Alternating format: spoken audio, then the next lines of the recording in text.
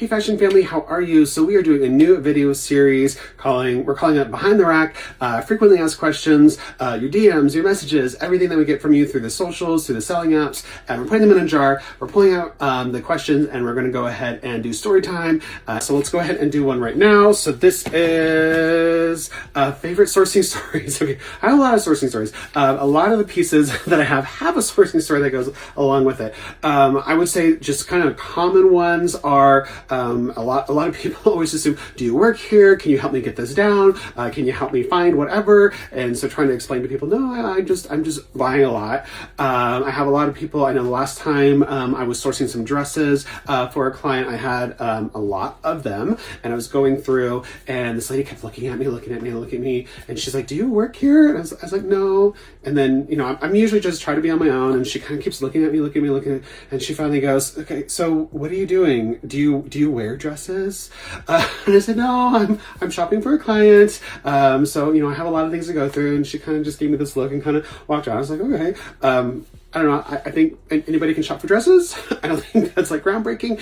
And then I also have, you know, the experience of people trying to take what I have picked out for clients or for my resale closet. I've definitely had people try to pull things out of my arms. I had this gorgeous hand embroidered dress that this lady was literally pulling out of my arm, and I was like, you know, what is this is mine. And she's like, oh no, but I want it. It's really pretty. I was like, I know it's really pretty. It's going home with me. Thank you so much. I definitely had a lady go through my cart.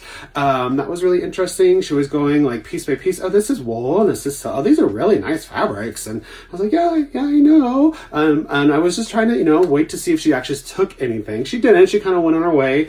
And I was, you know, with the sourcing partner and kind of both looking at each other like, what's going on?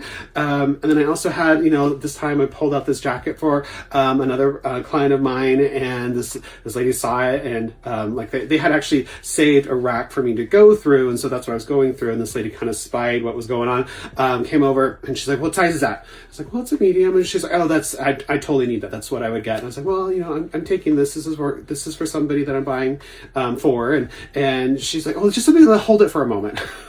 No, we're going, goodbye. So yeah, lots of little situations like that. Fortunately, I work with a lot of different sourcing partners, so I don't usually source in public a lot. But when I do, there is always a fun story that goes with it. But yeah, I love my sourcing partners that I get to work with, you know, one-on-one. I get to hand select everything from them. But yeah, every little thing has a little sourcing story behind it, because everything is handpicked by me. So thank you so much for being a part of the journey, being a part of the family. Appreciate you all, and we look forward to shopping with you soon.